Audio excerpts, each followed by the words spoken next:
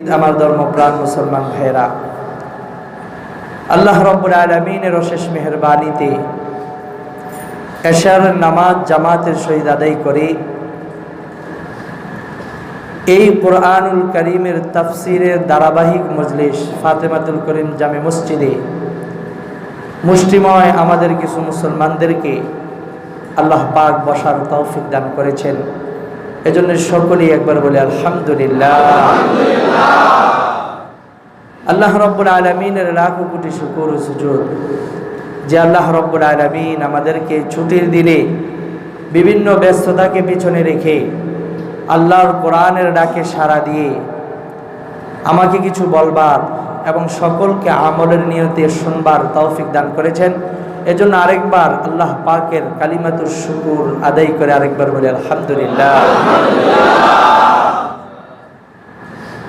আল্লাহ রাব্বুল আলামিন এই 30 পারা কোরআন নাজিল করেছেন মানব জাতির কল্যাণের জন্য। এই 30 পারা কোরআন আল্লাহ পাক বলেন হুদাল্লিন নাস, মানুষকে পথ প্রদর্শন করবে। সুবহানাল্লাহ। আবার বিশেষ করে মুমিন বান্দাবান্দি যারা আছে, মুমিন মুত্তাকি তাকওয়া পরহেজগার, এই সকল বান্দাবান্দিদের জন্য এই কোরআন সুসংবাদ বয়ে এনেছে। আল্লাহ পাক তাই কোরআনে বলেন হুদাল্লিল মুত্তাকিন, এই কোরআন মুত্তাকিদেরকে সঠিক পথ প্রদর্শন করবে। সুবহানাল্লাহ। আমার ভাইরা, এই কোরআন মানুষ যেই নিয়তে পড়বে, তার জানার যেই উদ্দেশ্য থাকবে, তার উদ্দেশ্য অনুযায়ী আল্লাহ তাকে হেদায়েত দিবেন। কেউ যদি কোরআন পড়ে যে আমি কোরআন থেকে কিছু শিখবো, জানবো, আমল করব, তাহলে আল্লাহ পাক এই কোরআনের নূর দিয়ে তাকে আলোকিত করে দিবেন। সুবহানাল্লাহ। আর যদি কেউ এই কোরআন সামনে নেয় যে কোরআনের ভুল ধরবে, গবেষণা করবে, কিন্তু কোরআনের মাঝে কি ভুল হতে পারে, গ্রামারের দিক দিয়ে কোনো ভুল আছে কিনা, এই ধরনের চিন্তা চেতনা নিয়ে ভুল অন্বেষণের উদ্দেশ্যে যে কোরআনের দিকে হাত বাড়াইবে, আল্লাহ রাব্বুল আলামিন তাদের ঈমান তো দিবেনই না, দেখা যাবে আল্লাহ রাব্বুল আলামিন তাদের যে মূর্খতা কুফরি, সেই কুফরি তাদের আরো গাঢ় বানিয়ে দিবে। নাউজুবিল্লাহি মিন যালিক। সূরাতুত তাওবা 24 নম্বর আয়াতে আল্লাহ পাক বলেন وَإِذَا مَا أُنْزِلَتْ سُورَةٌ فَمِنْهُمْ مَنْ يَقُولُ أَيُّكُمْ زَادَتْهُ هَذِهِ إِيمَانًا। আল্লাহ সুবহানাহু ওয়া তাআলা বলেন, ও নবী আপনি স্মরণ করুন যখন নাকি আমি আল্লাহ কোন সূরা নাজিল করি, ফামিনহুম মান ইয়াকুলু আইয়ুকুম যাদাতহু হাযিহি ঈমানা, তখন দেখা যায় মানুষের মধ্যে, ঈমানদারদের মধ্যে এমন কিছু মানুষ আছে, মান ইয়াকুলু আইয়ুকুম যাদাতহু হাযিহি ঈমানা, তারা বলতে থাকে তোমাদের মধ্যে কারো কারো এই আয়াতগুলোর দ্বারা ঈমান বেড়ে গেছে। সুবহানাল্লাহ। ফাআম্মাল্লাযীনা আমানু ফাযাদাতহুম ঈমানাও ওয়া হুম ইস্তাবশিরুন। আল্লাহ পাক বলেন, অতঃপর ওই সকল মুমিন বান্দা বান্দি যারা আল্লাহর প্রতি ঈমান এনেছে, কোরআনের প্রতি ঈমান এনেছে, রাসূলের প্রতি ঈমান এনেছে, ফাযাদাতুহুম ঈমানা, আল্লাহ পাক বলেন তাদের ঈমান আরো বেড়ে যায়। সুবহানাল্লাহ। ব্যাটারি চার্জ হাফ ছিল, এই আকীদার কারণে, বিশ্বাসের কারণে তার ব্যাটারির চার্জ ফুল হয়ে যাবে। সুবহানাল্লাহ। শুধু তাই না, ওয়া হুম ইস্তাবশিরুন, তারা আনন্দ চিত্তে ফিরে যায়। সুবহানাল্লাহ। সুবহানাল্লাহ। আল্লাহ পাক বলেন, যেই মানুষগুলি আল্লাহর বিধান পেয়ে সন্তুষ্ট, যেই মানুষগুলি রাসূলের আদর্শের উপর চলে সন্তুষ্ট, তারা দুনিয়াতে যেমন আনন্দ চিত্তে থাকবে, আখিরাতেও তারা আনন্দিত অবস্থায় হাসর করবে। সুবহানাল্লাহ। উজুহু ইয়াওমাইযিন মুসফিরা দাহিকাতুম মুস্তাবশিরা। আল্লাহ পাক বলেন, কাল কিয়ামতের ময়দানে তাদের চেহারাগুলি আকাশের চাঁদের মতো চমকাইতে থাকবে। সুবহানাল্লাহ। এরপরে আল্লাহ পাক বলেন, ওয়া আম্মাল্লাযীনা ফী কুলুবিহিম মারাদুন, অতঃপর যাদের অন্তরের ভিতরে রোগ আছে, অসুস্থতা আছে। এখানে মারাদুন দ্বারা কুফরি বোঝানো হয়েছে। কি বোঝানো হয়েছে? কুফরি। যারা খারাপ আকীদা নিয়ে, খারাপ উদ্দেশ্য নিয়ে এই কোরআনের দিকে আগাবে, ইসলামের দিকে আগাবে, ফাযাদাতুহুম রিজসান ইলা রিজসিহিম, তাদের শুধু নাপাকি, কুফরি জিনিসটা কি? নাপাক। এই নাপাকি, এই কুফরিতা, এই হটকারিতা, এগুলোই তাদের শুধু বৃদ্ধি পাবে। ওয়ামাতু ওয়াহুম কাফিরুন, এক সময় তারা কুফুরের উপরেই মৃত্যুবরণ করবে। নাউযুবিল্লাহ। আমার ভাইয়েরা, এজন্যে আমরা এই সাপ্তাহিক কোরআনুল কারীমের তাফসীরের মজলিসে যখন আসি, একটা ভালো নিয়ত নিয়ে আসবো। পারবো না ভাই? যারা এই মাইকের আওয়াজ শুনেন বাসা বাড়িতে বসে, তারাও একটা ভালো নিয়ত নিয়ে বসবে।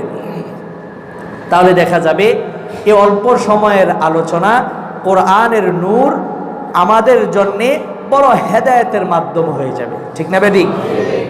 আল্লাহ পাক আমাদের সকলকে ঈমান মজবুত করে খালেস দিলে এই ধরনের মজলিসগুলোতে বসার তৌফিক দান করুন। আমার ভাইয়েরা, আজকে আপনাদের সামনে সূরাতুল বাকারার 190 নম্বর আয়াত থেকে 193 নম্বর আয়াত পর্যন্ত তেলাওয়াত করেছি। এই আয়াতগুলোকে সামনে রেখে আজকে আপনাদের সামনে অল্প সময়ে কিছু কথা বলার প্রয়াস চালাবো। ওমা তাওফীকি ইল্লা বিল্লাহ।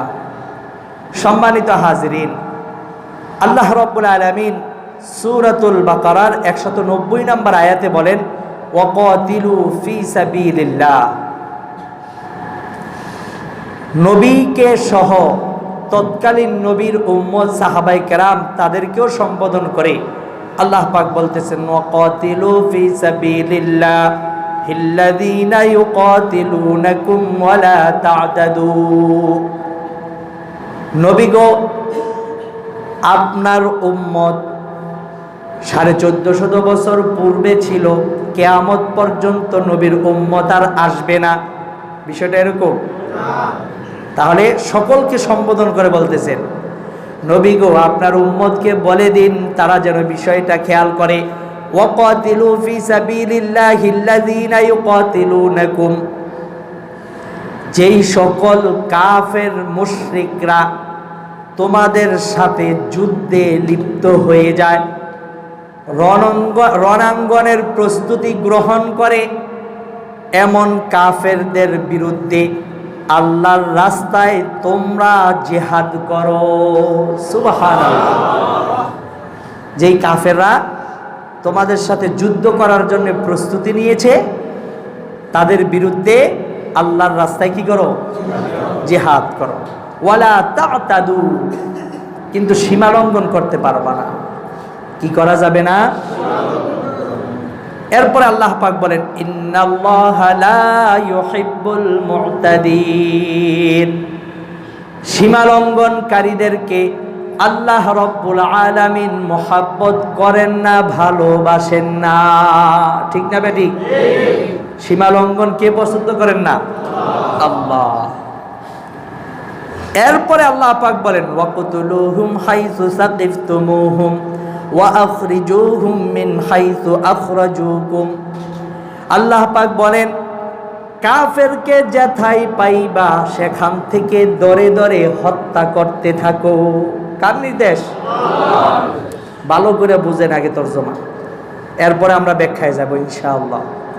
ওয়াকতুলুহুম হাইসু সাকিফতুমুহুম, এই কাফেরদেরকে যেথায় পাও সেথায় দরে দরে তাদেরকে হত্যা করে ফেলো। ওয়া আখরিজুহুম মিন হাইসু আখরাজুকুম, এই কাফেররা তোমাদেরকে যেখান থেকে বের করে দিয়েছিল, মক্কা থেকে বের করে দিয়েছিল। সুতরাং আজকে তোমরা বিজয় অর্জন করেছো, তোমরাও তাদেরকে কি করো, বের করে দাও। ওয়াল ফিতনাতু আশাদ্দু মিনাল কতল। মুসলমান মনে রাখতে হবে, আল্লাহ পাক বলেন ফিতনা হত্যার চেয়েও আরো জঘন্য, অনেক কঠিন একটা, অনেক বিপজ্জনক একটা জিনিসের নাম হচ্ছে কি, ফিতনা। আল্লাহ পাক বলেন ওয়াল ফিতনাতু আশাদ্দু মিনাল কতল। যেখানে দেখা যাবে যে ফিতনা বেশি লেগে যাবে, ওখানে 2-4টা হত্যা করে ফেললে ফিতনা শেষ। কি করতে হবে বলেন?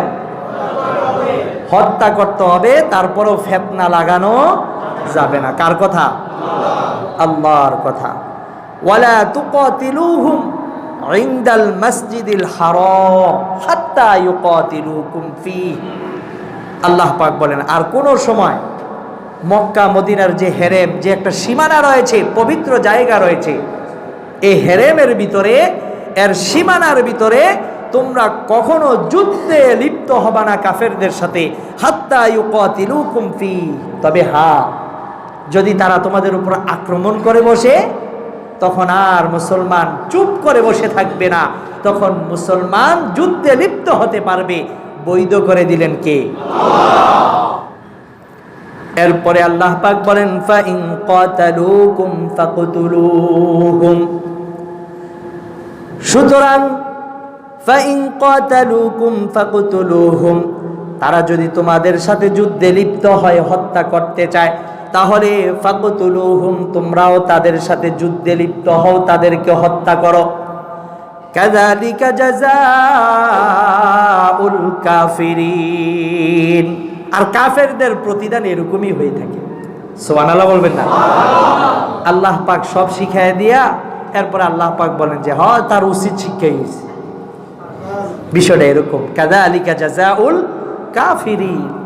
কাফেরদের এমন হওয়াই উচিত, এমনই শাস্তি, যা শাস্তি প্রাপ্য সেটাই তারা পেয়ে যাবে। এরপরে আল্লাহ পাক বলেন ফা ইন ইনতাহাউ।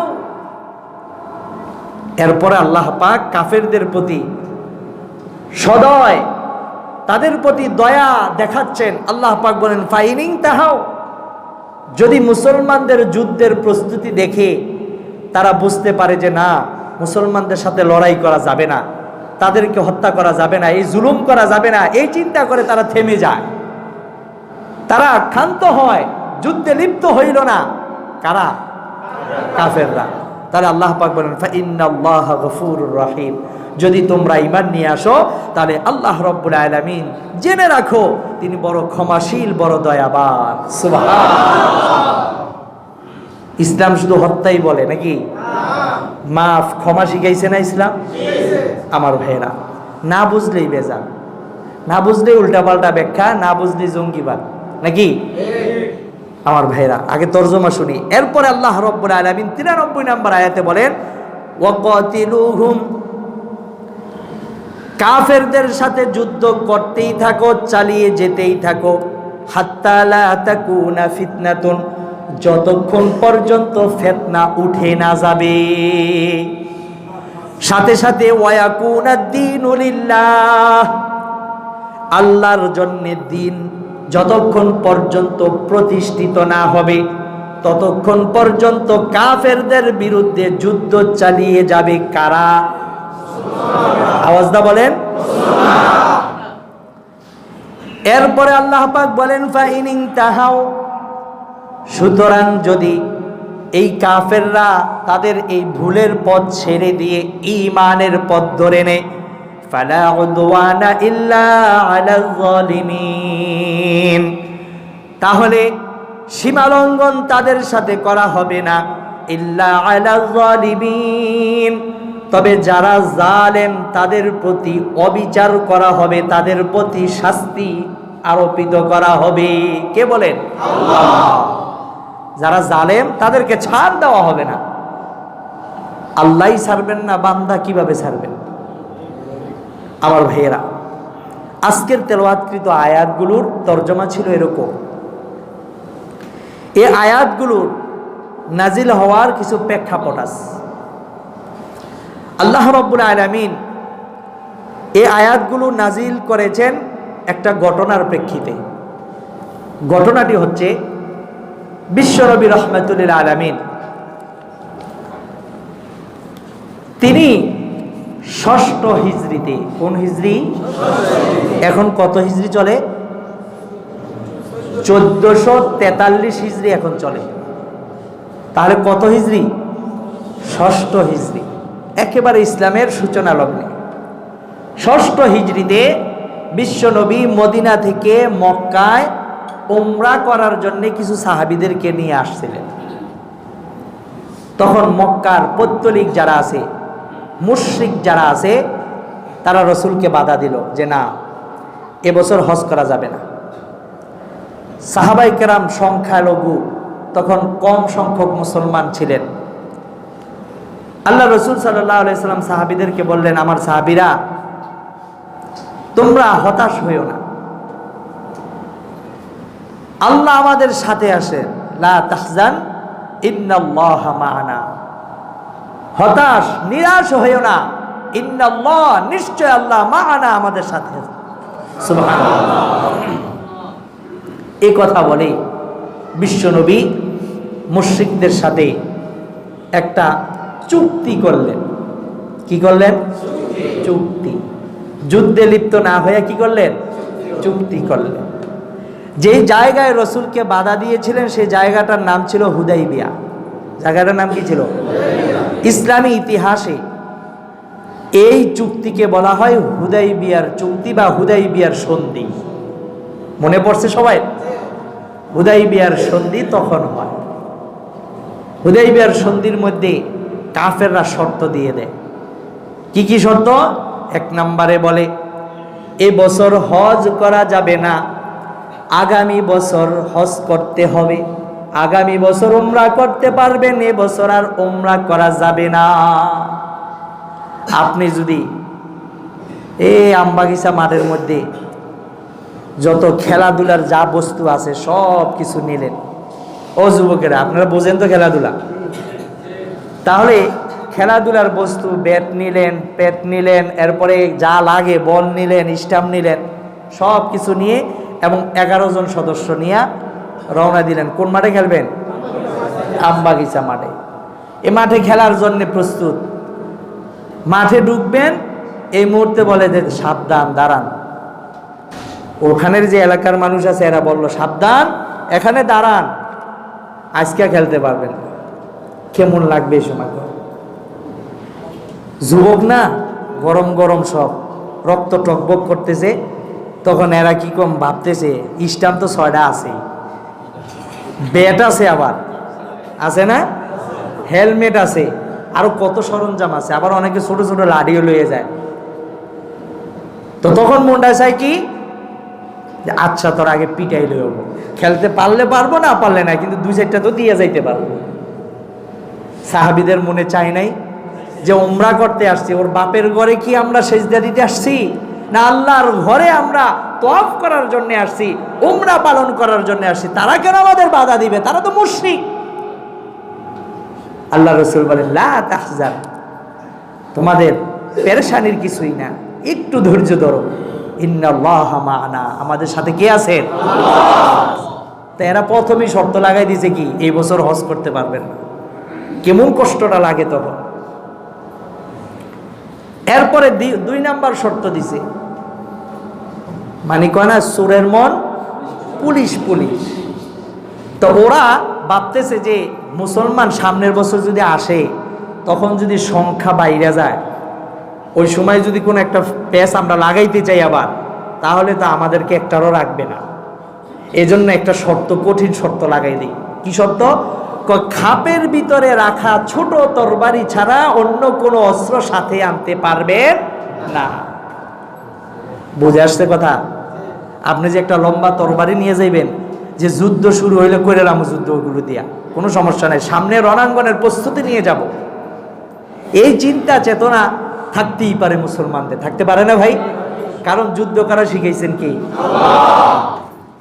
তাহলে এটা করতে কোনো ভয় আছে?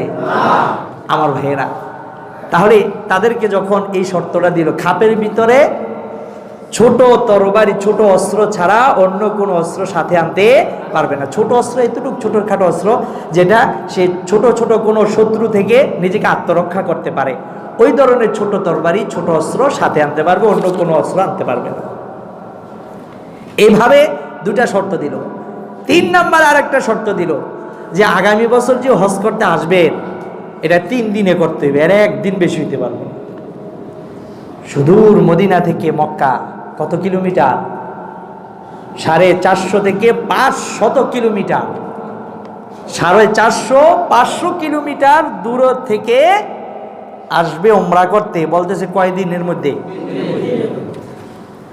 প্রত্যেকটা শর্তই মুসলমানদের বাহ্যিকভাবে বিপক্ষে, ঠিক না বেঠিক? কিন্তু আল্লাহ রসুল বলতেছেন আমার সাহাবীরা তাদের সব শর্ত আমরা মাইনে নিলাম, কোনো সমস্যা নেই।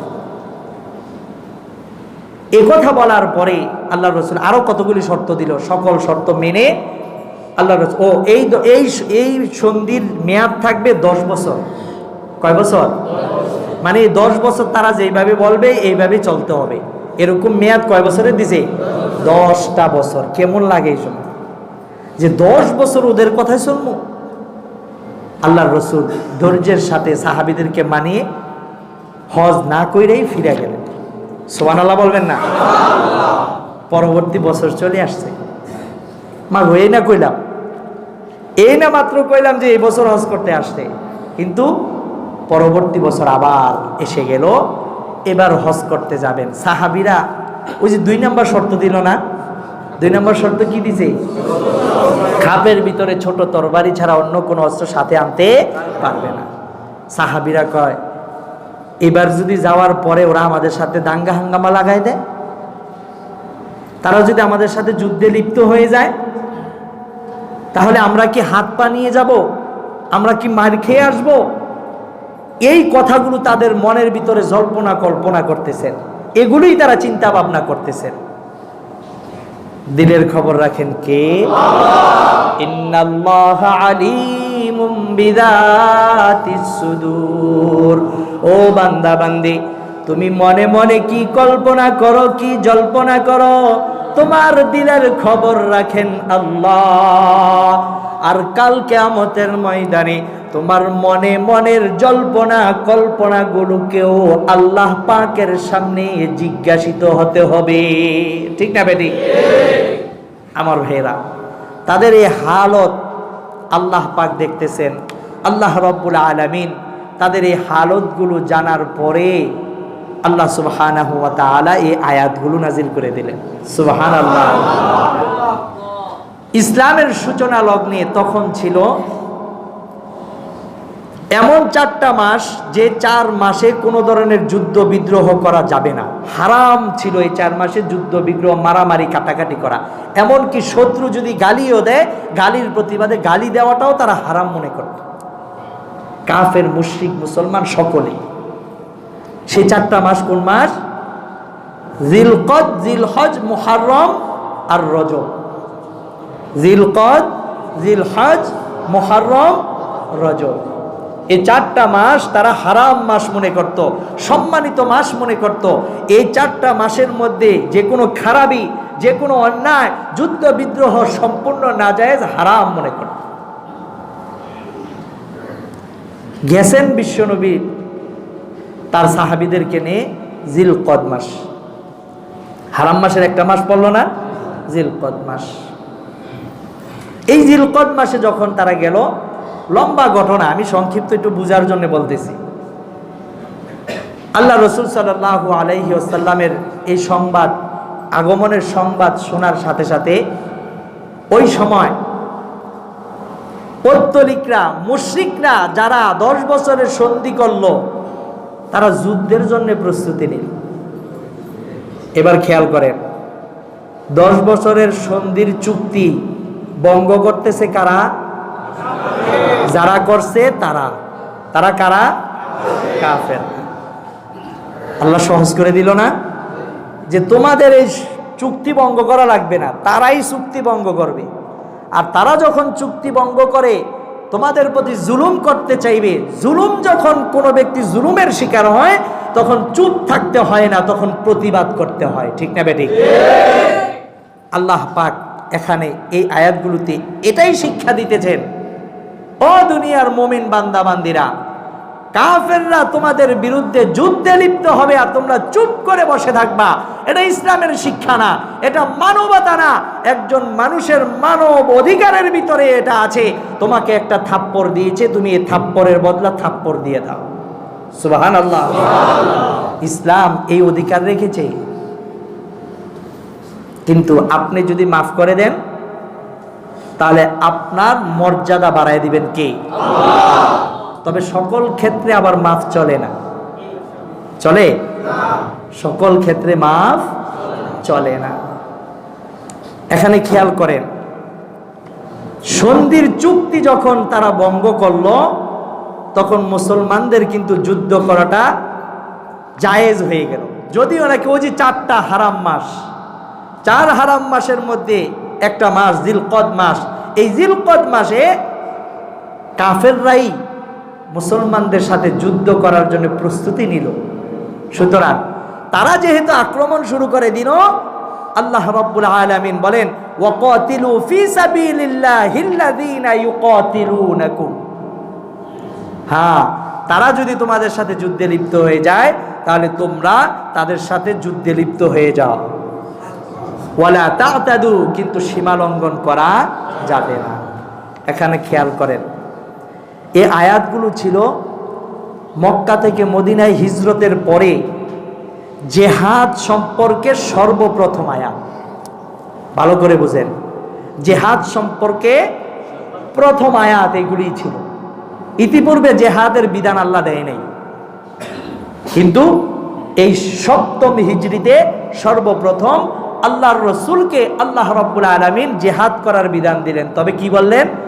যদি আক্রমণ করে তাহলে আপনি এর প্রতিবাদ করুন, এর মোকাবেলা করুন। আর যদি তারা আপনাদের সাথে আক্রমণে লিপ্ত না হয় তাহলে তাদের মতো তাদেরকে ছেড়ে দেন। খেয়াল করেন, ওয়ালা তা'তাদু, কিন্তু সীমা লঙ্ঘন করা যাবে না। এখন সীমা লঙ্ঘন বলতে কি বোঝানো হয়? সীমা লঙ্ঘন বলতে আল্লাহ রাসূল সাল্লাল্লাহু আলাইহি ওয়াসাল্লামের অসংখ্য হাদিস, বুখারী মুসলিমের ভিতরে অসংখ্য যুদ্ধের হাদিস আছে। সেই হাদিসগুলোর ভিতরে আল্লাহ রাসূল উল্লেখ করেছেন যে কোনো ছোট বাচ্চা, কোনো মহিলা এবং যারা দুর্বল, অসুস্থ, মাযুর আছে, এমন মানুষগুলোকে হত্যা করা যাবে না। যদি তোমরা যুদ্ধ করার জন্য এমন জায়গা দিয়ে যাও যেখানে অনেক গাছপালা রয়েছে, যেখানে অনেক প্রাকৃতিক বস্তু রয়েছে, তাহলে সে প্রাকৃতিক বস্তুগুলোকে তোমরা ধ্বংস করতে পারবে না। বুঝে আসে ভাই?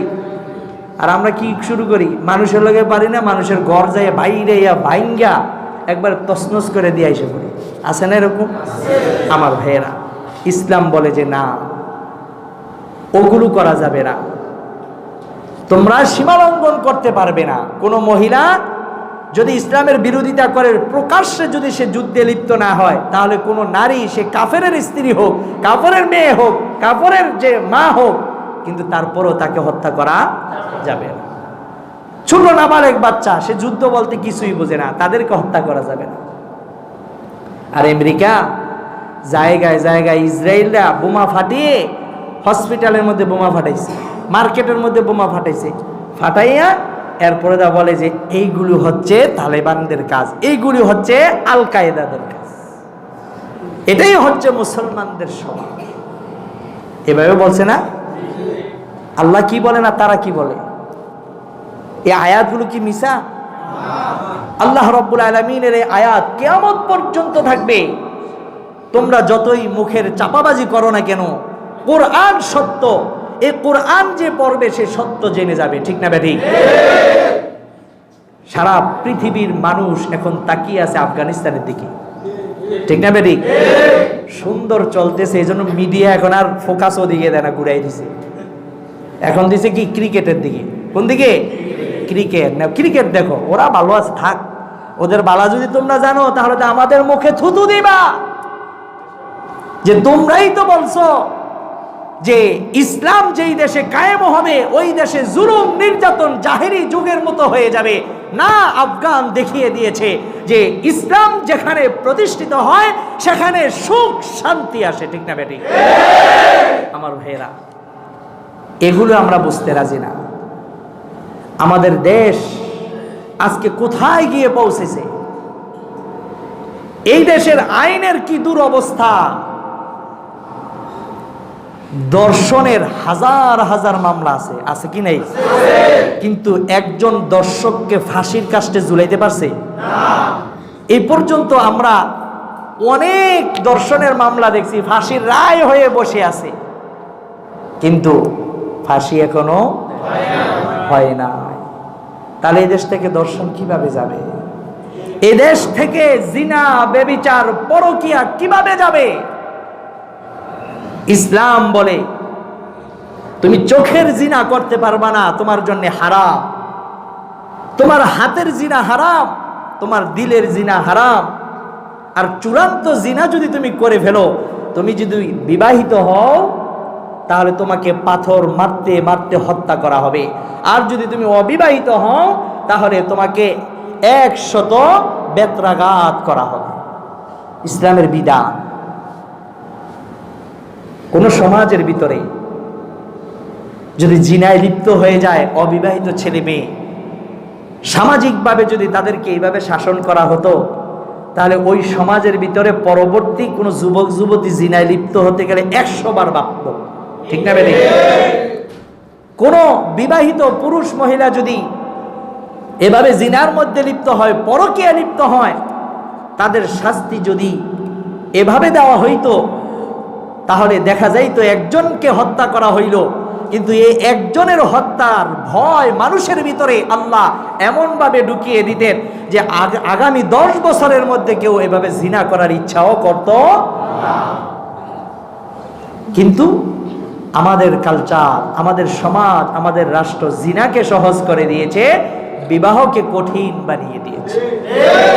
ঠিক না বেটি? যার কারণে সহজের দিকেই মানুষ যায়। কি ভাই, সহজের দিকে কি মানুষ যাইতেছে?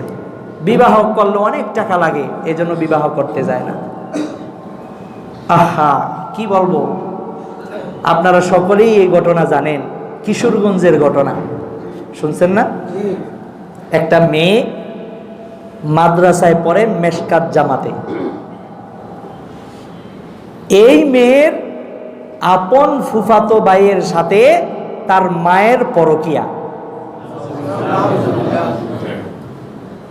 মেয়ে বিষয়টা জানতো, মেয়ে মাদ্রাসায় পড়ছে, দিনের ভয়, দিনের এলেম তার ভিতরে আছে, আল্লাহর ভয় তার ভিতরে আছে।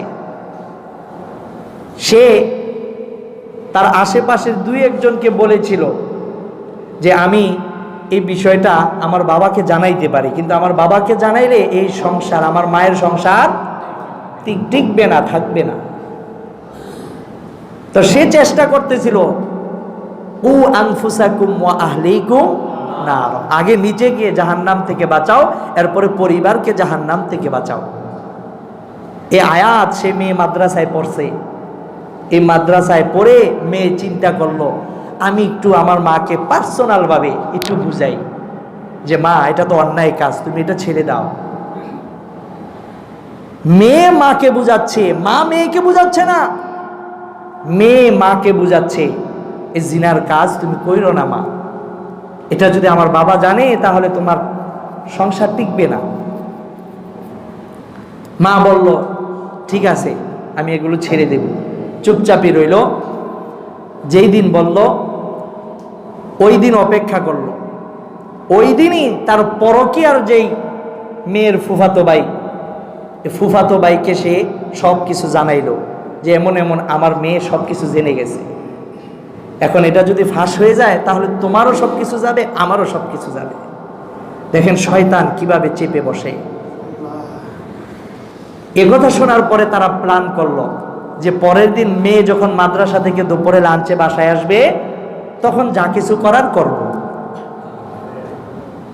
বাস্তব ঘটনা বলতেছি, কোনো বানানো কিচ্ছা বলতেছি না, বিদেশি কোনো ঘটনা বলতেছি না, দেশের ঘটনা বলতেছি, কিশোরগঞ্জের ঘটনা। এই 1 সপ্তাহ হইল ঘটনা। মেয়েটার নাম ছিল মাইশা। মেয়ের নাম কি ছিল? মাইশা। 18 বছরের মেয়ে। পরদিন মাদ্রাসা থেকে আসলো লাঞ্চে। আসার সাথে সাথে বাড়ির বাউন্ডারি ছিল, বাউন্ডারি গেটও ছিল, বাউন্ডারি গেট বন্ধ করে দেওয়া হইল। এরপরে ঘরের ভিতরে ঢুকলো, ঘরের দরজা জানালা সব কিছু বন্ধ করে দেওয়া হইল। এরপরে পাষণ্ড মা, যে মা মেয়েকে পেটের ভিতরে 10 মাস 10 দিন গর্ভে ধারণ করেছে, সেই মা তার পরকীয় ওই ছেলেকে, তার মেয়ের ফুফাতো ভাইকে বলতেছে, আজকে আমার সামনে তুমি আমার মেয়েকে দর্শন করবে। এই ঘটনা মুখে নেওয়ার মতো না। মা নিজের মেয়েকে নিজের সামনে দর্শিতা হতে দেখে, এরপরে মা দর্শন করার পর মেয়ে যখন অচেতন হয়ে গেল, মা তখন তার মুখে চাপা দিয়ে শ্বাস রুদ্ধ করে নিজের হাতে হত্যা করে নিশ্চিত হয়ে সে এখন মনে করলো যে আমার এই সংবাদ কাউকে আর শোনানো যাবে না। সারা পৃথিবী এখন জানে। আগে তো জেনেছিল 3 জন, এখন সারা পৃথিবী জেনে গেছে। এই পরকীয়া কখন শেষ হবে? যখন এর দৃষ্টান্তমূলক শাস্তি বাস্তবায়ন হবে। ঠিক না বেবি? আর যদি আমরা এগুলোকে একেবারেই ডিলডাল করে রাখি, তাহলে দেখা যাবে আজকে সেই মাইশা মারা গেল, কালকে আমার ঘরের মেয়ে মতো মারা যাইতে পারে। এই জন্যে আমাদেরকেও ইসলামের যে ছায়া, এই ছায়া তলেই থাকতে হবে। ইসলামের ছায়ার বাহিরে যাওয়া যাবে না।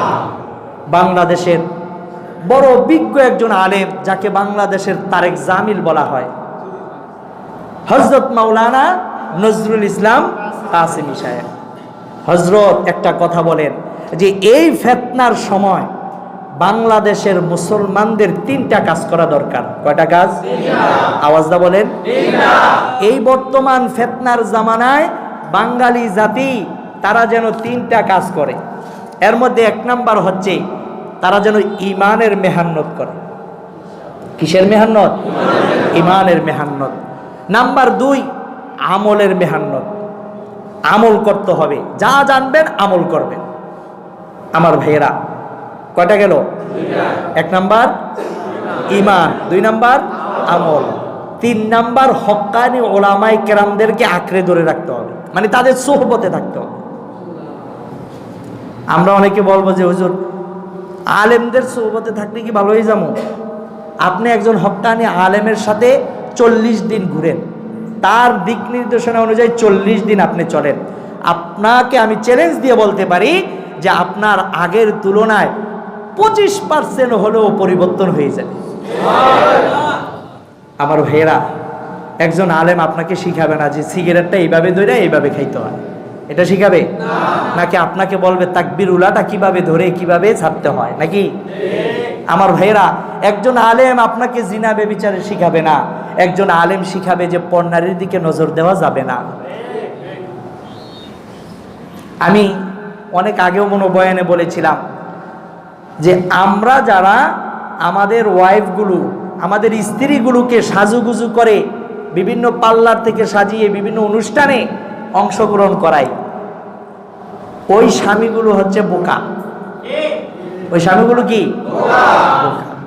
কেন বলছি বোকা? রাগ করেন না, কেউ যদি এরকম থাকেন রাগ করেন না। বোকা এই জন্য বলছি, আপনি সাজুগুজু করাইয়া আপনি দেখেন জায়েজ সওয়াব হবে, সদকার সওয়াব। সুবহানাল্লাহ। যতবার নজর দিবেন স্ত্রীর দিকে মায়ার দৃষ্টিতে, ততবার সদকার সওয়াব দিবেন কে? আল্লাহ। আর আপনি সাজাইয়া টাকা লাগছে কত? 1500, 2000, 5000, যাই হোক, এটা আপনারা জানেন। তো যত টাকা লাগছে আপনি টাকা দিয়া সাজাইয়া পার্লার থেকে এরপরে অনুষ্ঠানে অ্যাটেন্ড করাইলেন। যত কিসিমের মানুষ আছে, একবারে জোতার মুসি, রিক্সা চালক, ড্রাইভার সাহেব, এরপরে ইঞ্জিনিয়ার, ব্যারিস্টার, স্কুলের ছাত্র, কলেজের ছাত্র, যা আছে সর্বপ্রকারের মানুষ দেখলো। টাকা লাগছে 1 টাকাও? আপনি কয় টাকা খরচ করছেন বলেন? আপনি ধরলাম 1000 টাকা খরচ করে সাজাইছেন, তাহলে 1000 টাকা দিয়ে সাজাই আপনার লাভটা হয়েছে কি বলেন দেখি? আপনার কোনো লাভ হয়েছে? ক্ষতি তো আপনারও হয়েছে, সাথে সাথে এমন ক্ষতিও হয়েছে আপনার স্ত্রীকে এইভাবে সাজিয়ে, আপনার মেয়েকে এভাবে সাজিয়ে এই জায়গায় নেওয়ার দ্বারা হাজার হাজার যুবকের দিলটা নষ্ট করেছেন। এই জিনার দৃষ্টিতে যেই মানুষগুলো দেখেছে প্রত্যেককে যে তাদের আমলনামায় যে গুনাহ হবে, আপনি আপনার স্ত্রী আপনার মেয়েকে এভাবে পেশ করার দ্বারা ওই পরিমাণ গুনাহ আপনার আমলনামায়। আমার ভাইয়েরা, আজকে কথাগুলো বলতে পারি, আমাদের সমাজ আজকে নোংরামিতে চলে গেছে। তবে আলহামদুলিল্লাহ সুম্মা আলহামদুলিল্লাহ, আমাদের এখন কিছুটা হলেও সচেতনতা আসতেছে। বিভিন্ন ঘটনা থেকে অনেকে শিক্ষা নিচ্ছেন এবং আলহামদুলিল্লাহ অনেকের বাচ্চা দেখা যায় মাদ্রাসাতে পড়ায়। কেন পড়ায়? বুঝ আসছে, তারা বুঝে যে না, আমার সন্তান দুনিয়াতে হয়তো অনেক বড় কিছু হইতে পারবে, কিন্তু আখেরাতে যদি তার জিরো থাকে তাহলে এই সন্তান কাল কিয়ামতের ময়দানে আল্লাহর সামনে বলবে, আয় আল্লাহ, আমি তো দিন ইসলাম কি ছোটকালে বুঝি নাই, আমি ইসলাম সম্পর্কে জানি নাই, কারণ আমার মা জানতো, আমার বাবা জানতো, সুতরাং তারা আমাকে জানাই নাই, তারা আমাকে এই পথ দেখাই নাই, সুতরাং তাদের কারণে আজকে আমি জাহান্নামে যাই। আল্লাহ, তাদেরকে নিয়ে আসো, তাদেরকে নিয়ে আসো, তাদের উপর, তাদের বুকের উপর পা রেখে আমি জাহান্নামে যাব, আর আমার বাবা মার শাস্তি আমার চেয়ে দ্বিগুণ করে দিবেন। নাউজুবিল্লাহ। আপনার সন্তান বলবে সাক্ষী কোরআন। আমার ভাইয়েরা, সুতরাং এখনো সময় আছে এই ভুল পথ থেকে ফিরে আমাদের হেদায়েতের পথে আসা, ঠিক না ঠিক? আর কতদিন এই স্রোতে, এই মহামারীর এই গুনার স্রোতের ভিতরে আর কতদিন চলতে থাকবো? এভাবে যদি গতানুগতিক আমরা চলতে থাকি, একদিন দেখা যাবে ওয়ামাতু ওয়া হুম কুফার। আল্লাহ না করুক যদি কুফরি অবস্থায় এভাবে মারা যায়, আমি যদি বেঈমান হয়ে মারা যাই, আমি যদি একজন কবিরা গুনাহগার হিসেবে মারা যাই, একটা কবিরা গুনাহ জাহান্নামে যাওয়ার জন্য আমার যথেষ্ট। আল্লাহ হেফাজত করুন, বলেন আমিন। আমার ভাইয়েরা, আমি যে আয়াতগুলো তেলাওয়াত করেছি, এই আয়াতে আল্লাহ রাব্বুল আলামিন ইসলামের সূচনা লগ্নে জেহাদ কিভাবে করতে হবে এর বিবরণ দিচ্ছেন। যে তারা যদি মসজিদে হারামের মধ্যে এসে তোমাদের সাথে যুদ্ধ করতে চায়, যুদ্ধে লিপ্ত হয়ে যায়, তাহলে তোমরাও তাদের সাথে কি করো? যুদ্ধ করো। তখন আর ছাড় দেওয়া যাবে না। আল্লাহ পাক এরপরে বলেন হাত্তা ইউকাতিলুকুম ফি, যতক্ষণ পর্যন্ত তারা তোমাদের উপর আক্রমণ না করবে তাদের প্রতি তোমরা কি করবা না? আক্রমণ করবা না। এখানে খেয়াল করেন, তাহলে একটু সহজ হয়ে গেল না? জিহাদটা সহজ হয়ে গেল না? আসলে বিষয়টা এরকম না। এই আয়াতগুলো নাজিল হয়েছে সূরাতুত তাওবার 123 নম্বর আয়াত নাজিল হওয়ার আগে। আমার কথা বুঝেন? এই সূরা বাকারার 190 থেকে 193 নম্বর আয়াত এগুলো, এবং সামনে আরও কিছু আয়াত আছে। এই আয়াতগুলো নাজিল হওয়ার পরে আবার জেহাদ সম্পর্কে আয়াত নাজিল হয়েছে সূরাতুত তাওবা, ওই সূরার 123 নম্বর আয়াত। সেখানে কি বলছেন একটু খেয়াল করে শুনেন। আল্লাহ পাক বলেন, ইয়া আইয়ুহাল্লাযীনা আমানু, হে ঈমানদাররা, কাতিলুল্লাযীনা ইয়ালুনাকুম মিনাল কুফফার, তোমাদের প্রতিবেশী, তোমাদের কাছাকাছি যেই সকল কাফেররা রয়েছে, কট্টর কাফের, ওই কাফেরদেরকে তোমরা হত্যা করে ফেলো, তাদের সাথে যুদ্ধ করতে থাকো। কেন? ওয়ালয়াজিদু ফীকুম গিলযাহ, যাতে করে তারা তোমাদের থেকে ভয় ভীতি দেখতে পায়। সুবহানাল্লাহ। আজকে উল্টা হইছে না? বর্তমান পরিস্থিতি উল্টা হইছে না? আমরা কাফেরকে ভয় পাইতেছি, ঠিক না বেঠিক? কেন? তারা ওই যে যুদ্ধের জনজনানি বাজায়, যার কারণে আমরা তাদেরকে ভয় পাই। তারা এই আয়াত মনে হাজার হাজার লক্ষ লক্ষ বার গবেষণা করছে যে আরে মুসলমান, তোদেরকে ঘুম পাড়াবো আর ডাল ভাত পান্তা ভাত খাওয়াই দেবো, ঘুমা তো না, তোদের কাজগুলো আমরা করে আমরা এই পৃথিবী শাসন করে যাব। মুসলমান যতদিন পর্যন্ত কোরআনের দিকে না আসবা ততদিন পর্যন্ত দুনিয়ার শাসন স্বপ্নই দেখে যাইবা, কোনোদিন এই দুনিয়া শাসন করে যেতে পারবে না। এখানে আল্লাহ পাক বলতেছেন, তোমাদের কাছে যারা আছে কাফের মুশরিক, যারা তোমাদের আক্রমণ করে, এমন কাফের মুশরিকদের সাথে লড়াই করো। ওয়ালিয়াজিদু ফীকুম গিলযা, এভাবে যুদ্ধ করলে তাদের ভিতরে একটা ভীতি সঞ্চার তৈরি হবে। এই ভীতি সঞ্চার তৈরি হলে তখন তারা সহজে তোমাদের উপর আক্রমণ করবে না। ওয়ালামু, আল্লাহ পাক বলেন তোমরা জেনে রাখো, আন্নাল্লাহা মাআল মুত্তাকিন, আল্লাহ পাক কিন্তু মুত্তাকিদের সাথেই আছেন। সুবহানাল্লাহ। এত কিছু বলার পরও আমরা ঘুমাই। এবার আসুন এখানে একটা জিনিস ব্যাখ্যা করে না বুঝাই রে, এইতে বাইর হওয়ার পরেই শুরু হইব নে ফিতনা, ঠিক না? অথচ আমি আজকে তেলাওয়াত করেছি কি, ওয়াল ফিতনাতু আশাদ্দু মিনাল কতলি, হত্যার চেয়েও ফিতনা আরো ভয়ঙ্কর, অনেক জঘন্য। তো যেই কথাটা ব্যাখ্যা না করলে নয়, সেই কথাটা হচ্ছে আল্লাহ রাব্বুল আলামিন রসুলকে পাঠাইছেন কোথায়? মক্কাতে, তাই না? যেটাকে মানে ইতিহাসের বই আরবিতে বলা হয় জাজিরাতুল আরব। জাজিরাতুল আরব। আমরা কিন্তু জাজিরাতুল আরবের অন্তর্ভুক্ত না, আমরা অনারবি। আমরা কি আরবি না, আমরা কি অনারবি। ভালো করে বুঝেন, এটা না বুঝলে অনেক জায়গায় পেছ লেগে থাকবো। রসুলকে পাঠাইছেন জাজিরাতুল আরব, বিশেষ করে মক্কা, মদিনা, ইয়ামান, এই কাছাকাছি যে রাষ্ট্রগুলি। তাহলে রসুল সাল্লাল্লাহু আলাইহি ওয়াসাল্লাম যখন দুনিয়াতে আগমন করবেন, এর আগে থেকে যত নবী রাসূলগণ আগমন করেছেন, যেমন আপনার ঈসা আলাইহিস সালাতু ওয়াস সালাম, নবীর আমাদের নবীর আগের যেই নবী, তিনি কে? হযরত ঈসা আলাইহিস সালাতু ওয়াস সালাম। তিনি সহ আরও অসংখ্য নবী রাসূলগণ এই জাজিরাতুল আরবের ভিতরেই তারা আগমন করেছেন। এখানে আগমন করে তারা বিশ্ব নবী, সর্বশেষ নবী দুনিয়াতে আগমন করবেন, তার বিবরণ শোনাইছেন না? শোনাইছেন নি ভাই? শোনাইছেন। এইগুলোর মাধ্যমে কিন্তু জাজিরাতুল আরব, এই আরব কান্ট্রির মানুষগুলি কিন্তু জানতে পারে যে একজন শেষ নবী আসবে, এটা তাদের জানা হয়ে গেছে। এবং তার নাম কি হবে? মিন বা'দি ইসমুহু আহমদ, তার একটা নাম হবে কি? আহমদ। এবং তার আরেকটা নাম মুহাম্মদ। অসংখ্য রসুলের নাম রয়েছে, কিন্তু বিশেষ করে এই দুটা নাম রসুলের আল্লাহর কাছে অনেক প্রিয়, যার কারণে কোরআনের ভিতরেও এই নামগুলো আছে, ঠিক না বেঠিক? তো রসুল এখানে আগমন করবেন, তারা সব কিছু আগে থেকেই জানেন। জানার পর খেয়াল করেন বিষয়টা, জানার পরে এরপরে আবার যখন রসুল পৃথিবীতে আগমন করবেন, আগমনের 55 দিন পূর্বে হস্তি বাহিনীর ঘটনা একটা ঘটাই দিল। বাদশাহ আব্রাহা হস্তি বাহিনীর ঘটনা, বাইতুল্লাহ ধ্বংস করার জন্য গেল, কিন্তু সেই বাইতুল্লাহ তখনকার কুরাইশের মানুষ রক্ষা করছে নাকি আল্লাহ রক্ষা করছে? আল্লাহ রক্ষা করছেন। এই ঘটনা ঘটাই দিয়ে আল্লাহ পাক এটাও বুঝাইতে চাচ্ছেন যে আল্লাহ রাব্বুল আলামিন এমন একজন ব্যক্তিকে দুনিয়ার বুকে আগমন করবেন, যিনি কাফেরদের এই নাম নিশানা রাখবেন না। বিশ্বনবী যখন জন্মগ্রহণ করতেছেন, করার পূর্বেও তো কিছু ঘটনা ঘটেছে না? জুমার বয়ানে আলোচনা চলতেছে না? তো এই যে ঘটনাগুলো ঘটাইতেছেন, এগুলো জাজিরাতুল আরবের মানুষ দেখছে না?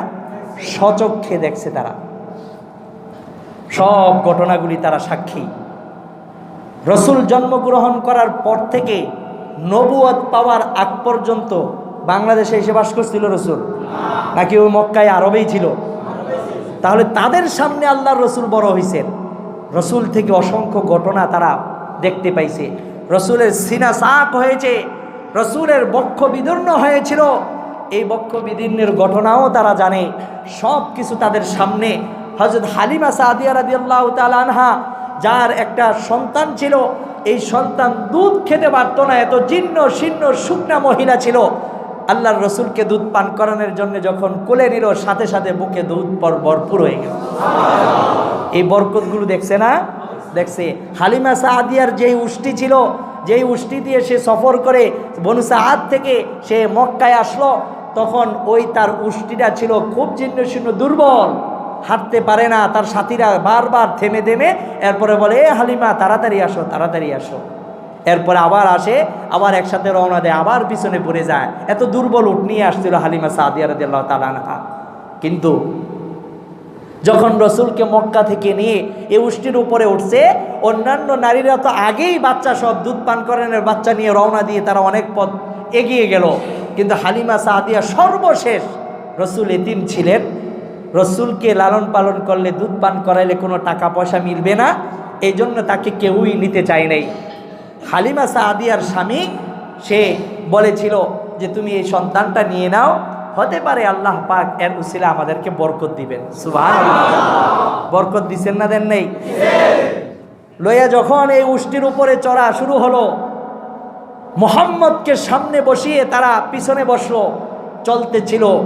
ওই যে আগে তাদের বাহিনীর, তাদের সাথীরা যারা আগে চলে গিয়েছিল, তাদেরকে ওভারটেক করে যখন সামনে যাচ্ছে, তখন একজন আরেকজনের দিকে তাকিয়ে বলে, হালিমা, তোমার এই উষ্টি কি আগেরটা না নতুন আরেকটা কিনে নিছো? না, আমার এটা আগেরটাই। সুবহানাল্লাহ। হালিমা সাদিয়ার ছাগলগুলি মাঠে চড়াইয়া দেয়, সেখান থেকে তারা চড়ে যখন বাড়িতে আসে, প্রত্যেকটা ছাগলের ভিতরে দুধে ভরপুর হয়ে আছে। সুবহানাল্লাহ। অন্যান্য যারা ছাগল চড়াচ্ছে রাখাল্লা, তাদের ছাগলগুলি দুধ শূন্য হয়ে বাড়িতে যাচ্ছে। এই পরিস্থিতি দেখে কানাঘোষা শুরু হয়ে গেছে। হালিমা সাদিয়া এত দুধ পায় ছাগল থেকে, আমগডি পায় না কেন? এই কালকে থেকে খেয়াল করবা, হালিমা সাদিয়ার ছাগলগুলো যেই ঘাস খাইব, ওই জায়গায় ওগুলো নিয়ে ঘাস খাওয়াইব। সুবহানাল্লাহ বলবেন না?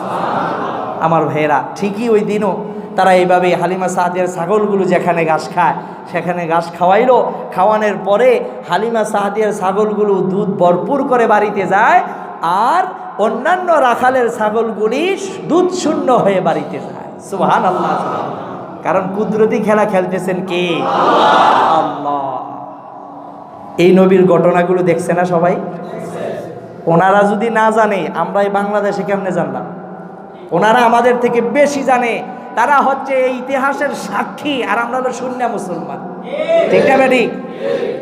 আমি কি জন্য বলতেছি কথা, খেয়াল করে শুনেন। রসুলের সার্বিক ঘটনাগুলি তাদের সামনে সংগঠিত হয়েছে। রসুলের মেরাজের ঘটনা তাদের সামনেই সংগঠিত হয়েছে। ঠিক না বেটি?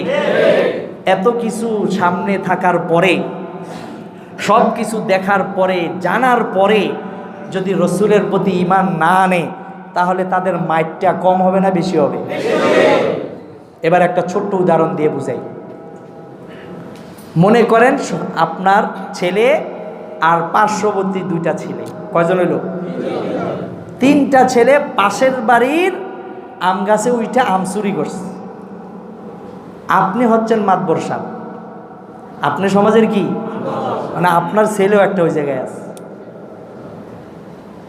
এখন তিনজনে আম চুরি করছে, ধরা পড়ে গেছে। এখন গাছের মালিক তিনজনে পিসমুড়া বান দিয়া এরপরে নিয়ে আসছে যে, মাতবর সাহেব, আপনার ছেলে সহ এই তিনজনে আমার গাছের আম চুরি করছে, এখন বিচার চাই আপনার কাছে, আপনি বিচার করেন। যদি দুর্নীতিবাজ বিচারক হয় কি করবে? হ্যাঁ, উল্টা দমক দিবে, আরে কর্তিকা ধরে আনছো, কি আম গাছে গেছে, ও তো ধান খেতে গেছিল ক্ষেত দেখার জন্যে, ওই জায়গাতে ধরে নিয়ে এসেছ, ও কি তোর ধান খাইছে? মানে দুর্নীতি যাকে বলে। আর যদি দুর্নীতিবাজ না হয়, ন্যায়পরায়ণ শাসক হয়, বিচারটা কিভাবে করবে? প্রথম ওই দুইজনকে ডাক দিব, ওই দুইজনকে ডাক দিয়া, ওই দুইজনের সন্তানকে ডাক দিয়া, বিচারক তো নিজেই মনে মনে সিদ্ধান্ত নেয় যে আমি এই বিচারের ক্ষেত্রে এতটা বাড়ি দেব, যেমন 10টা করে বাড়ি দিব। ওই দুইটা ছেলেকে ডেকে 10টা করে বাড়ি দিল। দেওয়ার পরে এরপরে তাদের সরাই দিলেন। সরাই দিয়া এবার কি করে? নিজের ছেলেরে, আর 10টার হিসাব আছে, কারণ ন্যায়পরায়ণ শাসক না, আবার নিজের ছেলের বিচার নিজে করতেছে।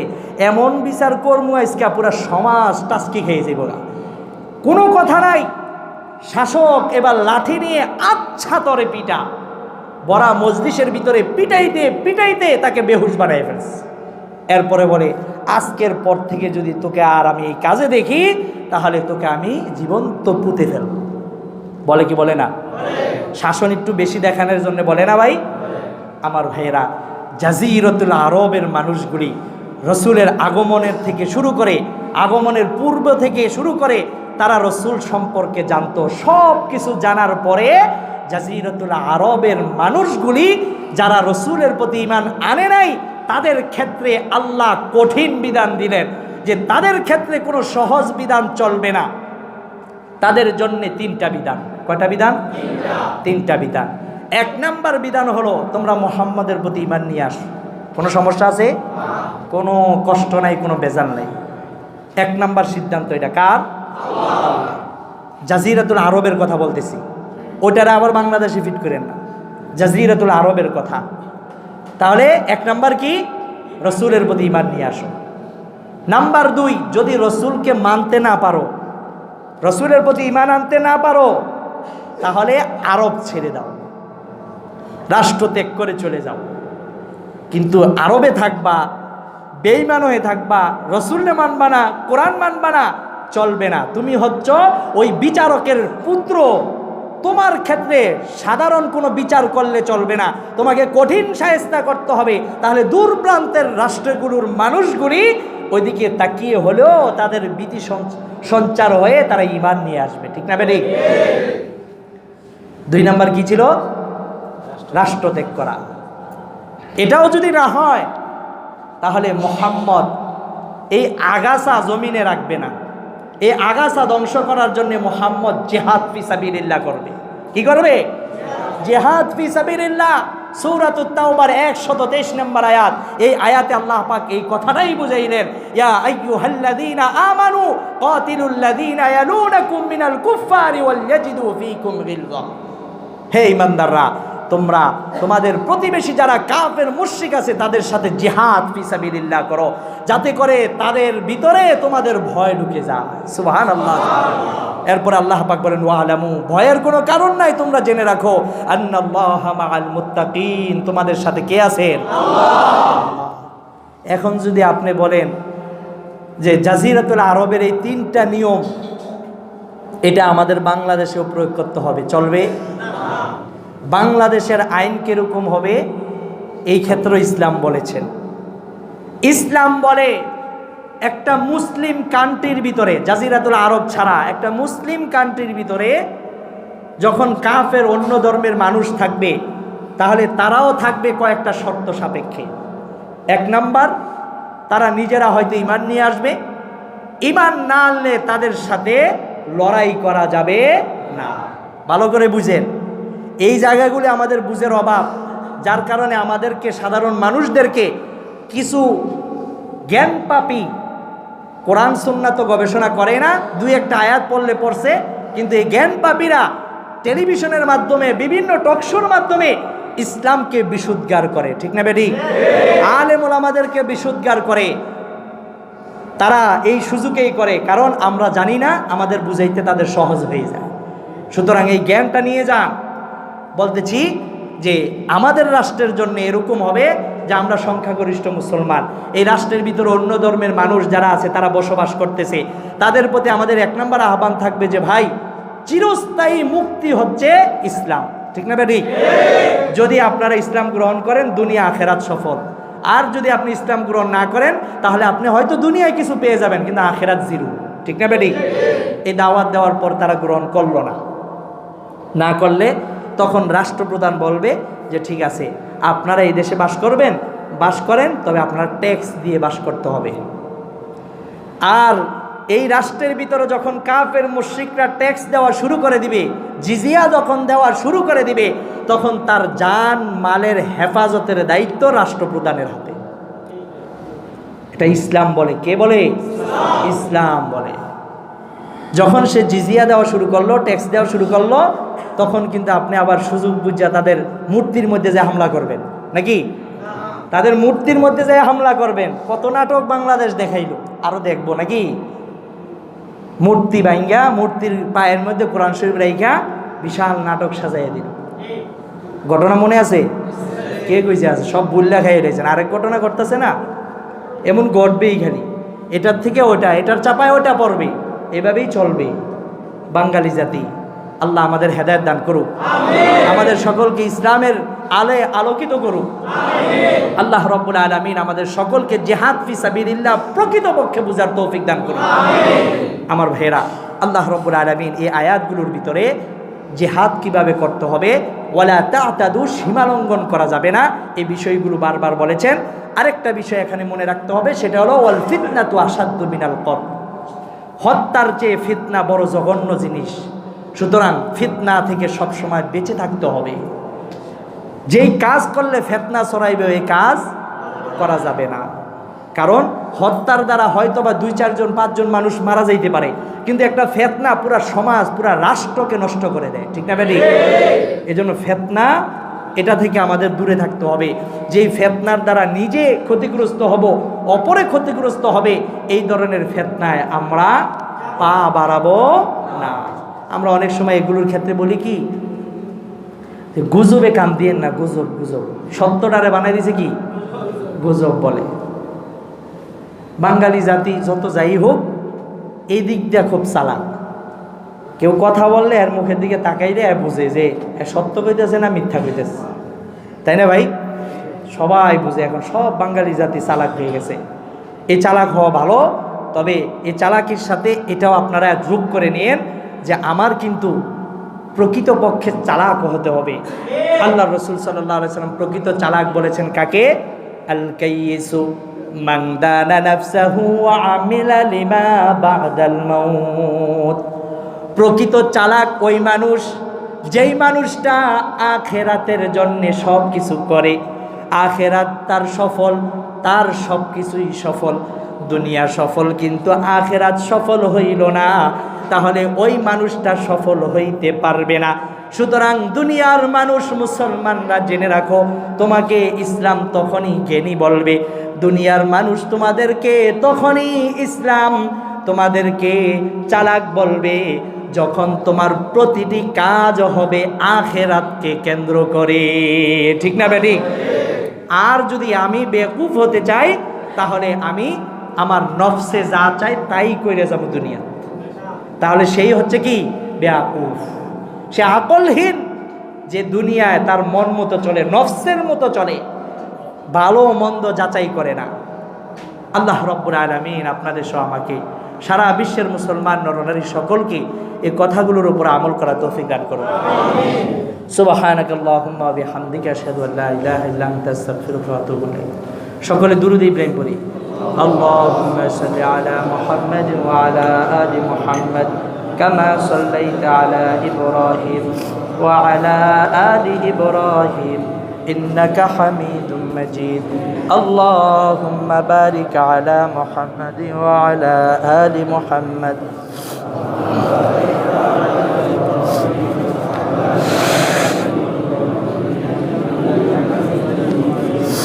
أستغفر الله ربي من كل ذنب وأتوب إليه لا حول ولا قوة إلا بالله العلي العظيم। সম্মানিত উপস্থিতি, অনেকেই আপনাদের কাছে দোয়া চেয়েছেন, বিশেষ করে আমাদের যে সকল সন্তানরা মেট্রিক পরীক্ষা দিবে, ইন্টার পরীক্ষা দিবে, এই সন্তানগুলি আপনাদের কাছে দোয়া চেয়েছেন। অনেকে দোয়া চেয়ে সংবাদ পৌঁছাইছেন, অনেকে পৌঁছাইতে পারি নাই। এই সন্তানগুলি অনেক দিন লেখাপড়া থেকে দূরে ছিল, তাদের পরীক্ষার সোয়াল এবং তাদের এলেমের মধ্যে আল্লাহ রাব্বুল আলামিন বারাকা দান করুক, সকলে বলেন আমিন। এবং তাদের সোয়ালগুলো যেন আল্লাহ সহজ করে দেন, সকলে বলেন আমিন। এই সন্তানগুলোকে আল্লাহ দ্বীনের জন্য কবুল করুন, বলেন আমিন। আমার ভাইরা, তাদের জন্য দোয়া করব। কিছু অসুস্থ মানুষ দোয়া চেয়েছেন, তাদের জন্য দোয়া করব। অনেক ফ্যামিলি থেকে বিভিন্ন সমস্যার জন্য দোয়া চেয়েছেন, আল্লাহ রাব্বুল আলামিন সকলের সমস্যাগুলি দূর করে দেন। আমরা সকলের জন্য দোয়া করি। আলহামদুলিল্লাহি রাব্বিল আলামিন والعاقبة للمتقين والصلاة والسلام على سيد الأنبياء والمرسلين ربنا آتنا في الدنيا حسنة وفي الآخرة حسنة وقنا عذاب النار ربنا هب لنا من أزواجنا وذرياتنا قرة أعين واجعلنا للمتقين إماما اللهم رب ارحمهما كما ربياني صغيرا رب ارحمهما كما ربياني صغيرا ইয়া রাব্বাল আলামিন, তুমি তোমার রহমতি বরকতি নজরে তাকিয়ে দেখো,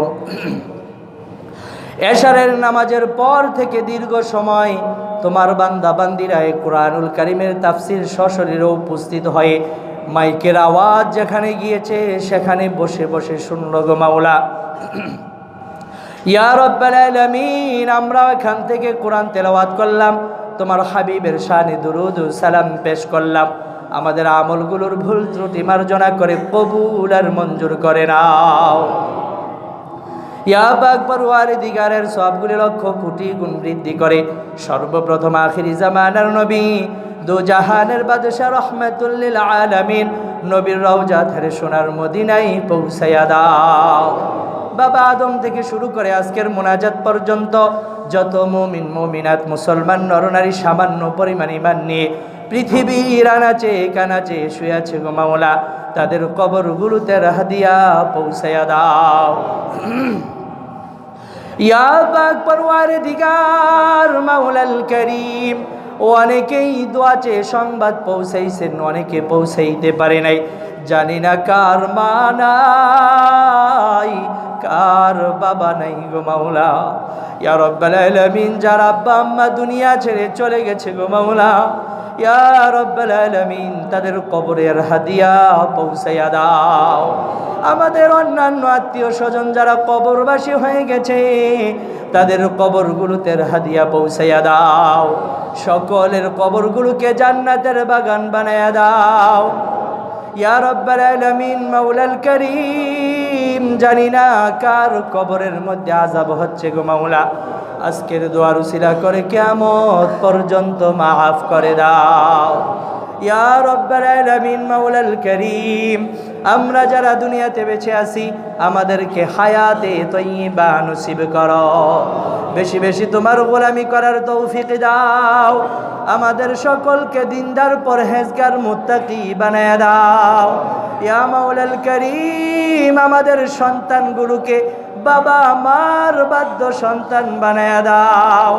ইয়া মাওলাল করিম, আমাদের পরিবারগুলো দিনদার পরহেজগার হিসেবে কবুল করে নাও। ইয়া রব্বাল আলামিন, সকলকে কোরআন পড়নেওয়ালা বানায়া দাও। মাওলাল করিম, যেই পথে চললে তুমি খুশি, তোমার হাবিব খুশি, আমাদেরকে সেই পথে চলবার তৌফিক দান করো।